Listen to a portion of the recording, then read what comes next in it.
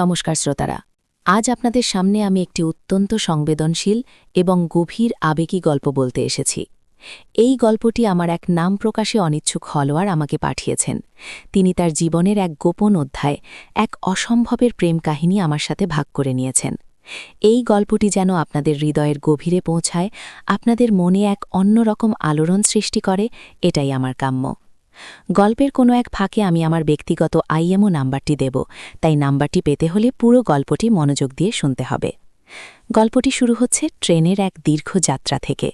ট্রেনের কামরায় বসে থাকা একজন সাধারণ বাঙালি নারী, যার জীবনে হয়তো সব কিছুই স্বাভাবিক ছন্দে চলছিল, কিন্তু নিয়তির ফেরে একদিন সব উলটপালট হয়ে গেল।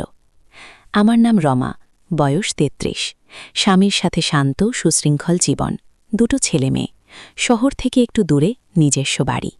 আমাদের সংসারটা আর ৫টা বাঙালি পরিবারের মতোই, স্বামী, ছেলে মেয়ে, আত্মীয় স্বজন, বন্ধুবান্ধব সব মিলিয়ে একটা পরিপাটি জীবন। কিন্তু এই পরিপাটি জীবনের আড়ালেই হয়তো লুকিয়েছিল এক অব্যক্ত অনামী আকাঙ্ক্ষা। সেইবার শ্রাবণের শেষ দিক, হঠাৎ করে এক পারিবারিক অনুষ্ঠানে যোগ দিতে আমাকে যেতে হয়েছিল গ্রামের বাড়ি। ট্রেন যাত্রা, হাওড়া স্টেশন থেকে রাতের ট্রেন, চারপাশের কোলাহল, মানুষের ভিড়। আমি আমার টিকিট নিয়ে নির্দিষ্ট বগিতে উঠে বসলাম। কামরায় তখন বেশ কয়েকজন যাত্রী। আমি আমার সিটে গিয়ে বসতেই আমার পাশে বসা ভদ্রলোকের দিকে চোখ গেল। বয়স ৪০-এর কোঠায়, শান্ত সৌম্য চেহারা, চোখে এক ধরনের গভীরতা, পরনে সাধারণ কিন্তু পরিপাটি পোশাক। কিছুক্ষণের মধ্যেই টিকিট চেকার এসে টিকিট দেখতে চাইলেন। তিনি যখন টিকিট চেক করছিলেন তখন ভদ্রলোকটি তার সাথে কথা বলছিলেন। কিছু একটা নিয়ে আলোচনা হচ্ছিল। আমি কান পেতে শুনছিলাম। তাদের কথোপকথন থেকে যা বুঝলাম, ভদ্রলোকটি সম্ভবত ট্রেন কর্তৃপক্ষের একজন উচ্চপদস্থ কর্মকর্তা, সম্ভবত টিটিইর ওপরের কেউ। কিন্তু তার কথা বলার ধরন, তার আচরণে কোনো ঔদ্ধত্য ছিল না, বরং ছিল এক ধরনের বিনয়। পরদিন সকালে ট্রেন তখনও চলছে। আমি জানালার ধারে বসে বাইরের দিগন্ত বিস্তৃত সবুজ দেখছিলাম। হঠাৎ ভদ্রলোকটি আমার দিকে তাকিয়ে মৃদু হাসলেন। আমি একটু অবাক হয়ে তার দিকে তাকালাম। তিনি বললেন, আপনার ঘুম ভালো হয়েছে তো? তার এই সৌজন্যমূলক প্রশ্নে আমি একটু অপ্রস্তুত হয়ে গেলাম। খুব অল্প কথায় উত্তর দিলাম, হ্যাঁ, ভালো। এরপর থেকেই শুরু হলো আমাদের কিছু কিছু টুকরো টুকরো কথাবার্তা। তিনি আমাকে জিজ্ঞেস করলেন আমি কোথায় যাচ্ছি, কেন যাচ্ছি। আমি আমার উত্তরগুলো যতটা সম্ভব সংক্ষেপে দিচ্ছিলাম, কিন্তু তার আগ্রহ কমছিল না। মনে হচ্ছিল তিনি আমার মনের গভীরে প্রবেশ করতে চাইছেন। ধীরে ধীরে তার নিজের সম্পর্কেও কিছু কথা বললেন। তিনি বললেন তিনি আসলে একজন শিক্ষকের ছেলে। তার বাবা একজন সরকারি চাকরির কর্মকর্তা ছিলেন, কিন্তু তার আগ্রহ ছিল শিক্ষকতায়। পরে তিনি নিজেও শিক্ষকতা শুরু করেন, কিন্তু ভাগ্যের ফেরে বা হয়তো সময়ের প্রয়োজনে তাকে এই চাকরিতে আসতে হয়েছে। তিনি আমার কাছে তার জীবনের নানা উত্থান পতনের কথা বলছিলেন, কিন্তু তার চোখে মুখে কোনো আক্ষেপ ছিল না, বরং এক ধরনের গ্রহণ করার মানসিকতা ছিল। আমি অবাক হয়ে শুনছিলাম। এই অল্প সময়ের মধ্যে তার সাথে আমার এক অদ্ভুত যোগাযোগ তৈরি হচ্ছিল। আমি সাধারণত অচেনা মানুষের সাথে বেশি কথা বলি না, কিন্তু তার সাথে কথা বলতে আমার অস্বস্তি হচ্ছিল না, বরং এক ধরনের শান্তি অনুভব করছিলাম। তিনি আমার দিকে এমনভাবে তাকাতেন যেন আমার মনের সব কথা পড়ে ফেলতে পারেন। তার চোখের সেই দৃষ্টিতে ছিল এক ধরনের মায়া, এক ধরনের নীরব জিজ্ঞাসা। এই দৃষ্টি আমাকে চুম্বকের মতো টানছিল। মনে হচ্ছিল তার চোখের গভীরে আমি এক অন্য জগৎ দেখতে পাচ্ছি, যেখানে আমার সব না বলা কথা, সব চাপা ইচ্ছা হয়তো মুক্তি পাবে। আমাদের মধ্যে কথা হচ্ছিল। আমি একটু ইতস্তত করে তাকে জিজ্ঞাসা করলেন, আপনি যে বললেন আপনি শিক্ষকের ছেলে, আপনার বাবা কি কোনো স্কুলে পড়াকেন? তিনি একটু হাসলেন, বললেন আমার বাবা সরাসরি শিক্ষকতা করেননি, কিন্তু আমার বাবার একজন বন্ধু ছিলেন যিনি শিক্ষক ছিলেন। সেই শিক্ষক আবার আমার টিচার ছিলেন, আর আমার বাবার বন্ধুর টিচার মানে আমার টিচারেরও একজন টিচার ছিলেন। আসলে আমাদের পরিবারের শিক্ষার একটা বড় প্রভাব আছে, আর সেই সূত্রে ওই টিটিইর পদ, সেটা আসলে আমার বাবার বন্ধুর টিচারের ভাইয়ের টিচারের জন্য নির্ধারিত ছিল, কিন্তু তিনি আর সেই পদে যেতে পারেননি। সেই সূত্রে আমি এখানে। কথাটা শুনে আমি একটু হেসে ফেললাম। এত জটিল একটা সংযোগ! আমি বললাম, বাহ, কি অদ্ভুত মিল, তাহলে আপনিও সেই শিক্ষকের পরিবারেরই একজন সদস্য। তিনি আমার দিকে সরাসরি তাকালেন, তার চোখে এক ধরনের তীক্ষ্ণতা। বললেন, আসলে সম্পর্কের এই জটিলতাই জীবনকে আরও আকর্ষণীয় করে তোলে, তাই না? কিছু সূত্র থাকে যা হয়তো ওপর ওপর দেখা যায় না, কিন্তু তাদের টানটা কিন্তু খুব শক্তিশালী। তার কথায় আমি শিহরিত হলাম। এই মানুষটা যেন আমার ভেতরের সব অচেনা অনুভূতিকে নাড়া দিয়ে যাচ্ছিল।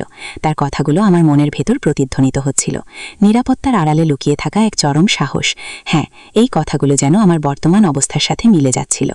রাতের বেলা কামরায় আলো নিভে গেল, শুধু জরুরি আলো জ্বলছে। যাত্রীরা প্রায় সবাই ঘুমিয়ে পড়েছে। আমি আর তিনি পাশাপাশি বসেছিলাম। আমাদের মধ্যে তখন আর কোনো কথা হচ্ছিল না, কিন্তু নীরবতার মাঝেও এক ধরনের অনবরত কথোপকথন চলছিল। আমাদের নিঃশ্বাসের শব্দ, আমাদের হৃৎস্পন্দন সবকিছু মিলেমিশে একাকার হয়ে যাচ্ছিল। তার হাতটা আমার হাতের খুব কাছে ছিল। আমি অনুভব করতে পারছিলাম আমার হাতটাও যেন ধীরে ধীরে তার দিকে এগোতে চাইছে। এক নিষিদ্ধ আকর্ষণের টান।